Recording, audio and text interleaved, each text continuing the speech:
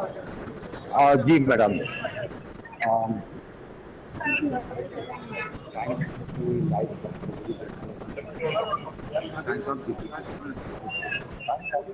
हाँ थोड़ा सा बता दीजिए।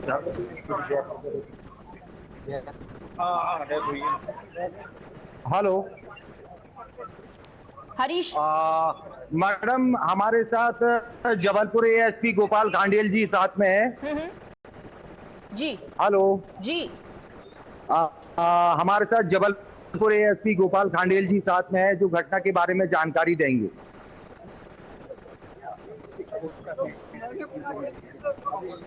Hello.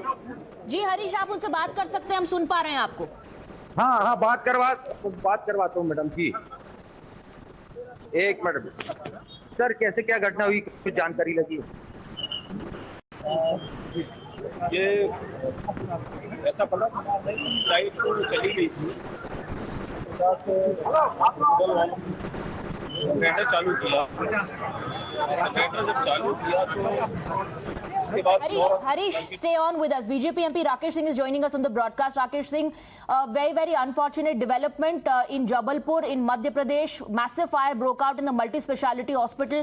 According to the official figure that we've been able to access so far, 4 people have lost their life. जी, सबसे पहले तो ये बता दूं कि ये बहुत ही दुखद और दर्दनाक हादसा है जी, जो नहीं होना चाहिए था, लेकिन दुर्भाग्य से ये हुआ है। और मैं चूंकि लोकसभा का सत्र चल रहा है तो दिल्ली में हूं, लेकिन जिला कलेक्टर से मेरी बात हुई और जो जानकारी मुझे दी गई है उसके हिसाब से 4 लोग इसमें जिनकी मृत्यु हुई है, ऐसे 4 लोग हैं और शायद 10 से 12 लोग इसमें घायल हुए हैं। मैंने कलेक्टर से, जिला प्रशासन से कहा है कि पहली प्राथमिकता हो कि जो घायल हैं उनको बेहतर से बेहतर इलाज मिले और जो मृतक हुए हैं उनके परिवार को क्या सहायता हो सकती है। मध्य प्रदेश के मुख्यमंत्री माननीय शिवराज सिंह चौहान जी ने भी अपनी तरफ से मुआवजे की राशि का ऐलान किया है। साथ ही मैंने ये भी कहा है कलेक्टर से कि इसके बाद जब हम ये मरीजों को राहत दे दें तो इस बात की भी जांच होना चाहिए कि आखिरकार घटना के पीछे के कारण क्या है और उसमें कहीं कोई लापरवाही रही है तो उसकी जांच करके जो दोषी हैं उनके खिलाफ एक्शन भी होना चाहिए और वो निश्चित रूप से किया जाएगा। लेकिन हमारी पहली प्राथमिकता है जो हताहत हैं, जो जिनको नुकसान पहुंचा है, घायल हैं, उनका इलाज बेहतर तरीके से हो। जी, मेरी संवेदना उनके साथ है, जो मृतक हैं उनके परिवार के साथ है। नहीं, आप सही कह रहे हैं कि मुख्यमंत्री ने मुआवजे का ऐलान किया है 5 लाख उन लोगों के परिवारों के लिए जिनकी जान गई और 50-50 हजार गंभीर रूप से घायलों के लिए। लेकिन जिस लापरवाही के एंगल की आप बात कर रहे थे, एक ऐसा पहला मामला नहीं है। देश भर में अलग अलग अस्पतालों में हमने देखा कई बार फायर सेफ्टी मेजर्स ना होने की वजह से या पर्याप्त नहीं होने की वजह से ऐसे बड़े बड़े हादसे हो जाते हैं। बिल्कुल हो जाते हैं और उसके कारण इस तरह की स्थितियों का सामना करना पड़ता है। लेकिन अब आखिरकार इसके तो परिणाम आने के बाद ही कारण मालूम चलेगा कि किन कारणों से यह हादसा हुआ है। और मैंने कहा जैसा कि अभी मुझे लगता है मेरी भी, आपकी भी, सरकार की भी, सबकी प्राथमिकता यही है कि सबसे पहले जो घायल हैं उनका इलाज बेहतर तरीके से हो। इस बात की भी पड़ताल हो कि अंदर कोई और फंसा हुआ बाकी तो नहीं रह गया है। तो पहली प्राथमिकता ये है। इसके बाद में जिला प्रशासन के द्वारा एक कमेटी का गठन किया जाएगा, जांच समिति का, और जो पूरे कारणों की जांच करके अपनी रिपोर्ट देगी, उसके आधार पर सरकार कार्रवाई करेगी। जी, राकेश सिंह जी, बहुत बहुत शुक्रिया आपका हमसे बात करने के लिए। That was BJP MP Rakesh Singh who was at this point of time, of course, assuring that action will be taken against individuals if found guilty. But at this point of time, of course, the priority is to rescue individuals and to save as many lives as possible. We're playing out these visuals of the moment when fire engulfed the entire building. According to the officials, the fire broke out in the medical shop. We have Gopal Dhande joining us on the broadcast, additional SP. अगर आप मुझे सुन पा रहे हैं, बहुत बहुत शुक्रिया हमसे बात करने के लिए।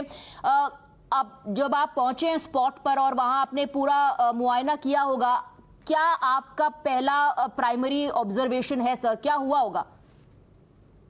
देखिए, यहाँ पर जब हम लोग पहुंचे तो आग लगी हुई थी हॉस्पिटल में और ऐसा बताया जा रहा है कि लाइट चली गई थी और उस दौरान जब गोपाल जी, माफी चाहूंगी, आपको थोड़ी देर के लिए रोक रही हूं सर। विश्वास सारंग हमारे साथ जुड़ रहे हैं, मंत्री हैं। विश्वास सारंग जी, बहुत ही दुखद है दुर्घटना जो हुई है, मल्टी स्पेशलिटी अस्पताल में आग लग गई और देखते देखते पूरी बिल्डिंग इसकी चपेट में आ गई, 4 लोगों की जान जा चुकी है।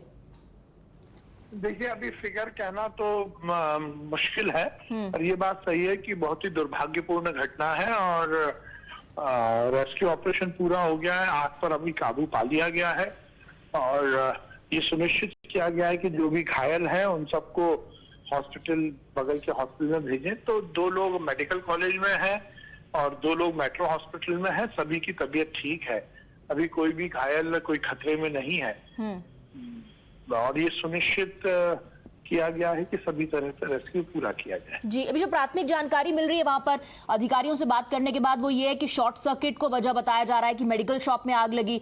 लेकिन सवाल ये भी है कि क्या थोड़ा सा वक्त लग गया दमकल के कर्मियों को पहुंचने में, क्योंकि आग इतनी बढ़ गई कि पूरी बिल्डिंग उसके चपेट में आ गई।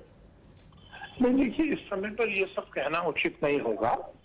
ये तो जांच का विषय है। जांच के में जो तथ्य होंगे उसके बाद ही कुछ कहना ठीक रहेगा। अभी सबसे महत्वपूर्ण है कि सभी लोगों, जो लोग घायल हैं, उनका इलाज ठीक से हो सके और वो सुरक्षित रहें, ये हमारी प्राथमिकता है जाहिर तौर पर। और उसके बाद जरूर पूरा का पूरा फोकस जो है वो केंद्रित होना चाहिए जांच पर कि आग लगी कैसे, कहीं कोई लापरवाही तो नहीं रह गई। सारंग जी, बिल्कुल बिल्कुल बिल्कुल।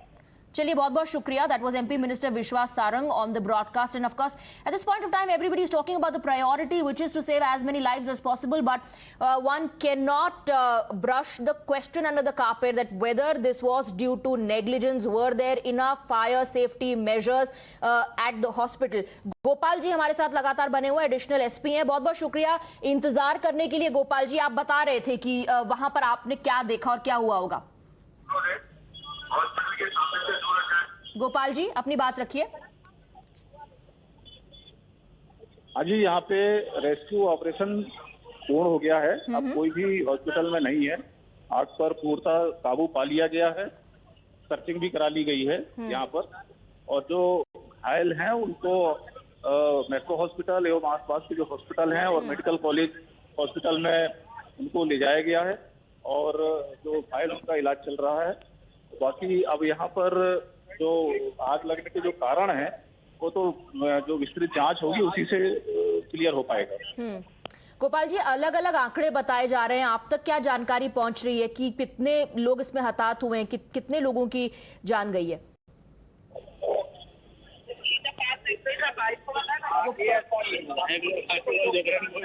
गोपाल जी, अगर आप मुझे सुन पा रहे हैं, क्या आप तक इसकी कोई ऑफिशियल जानकारी मिल रही है कि कितने लोगों की जान गई है इसमें?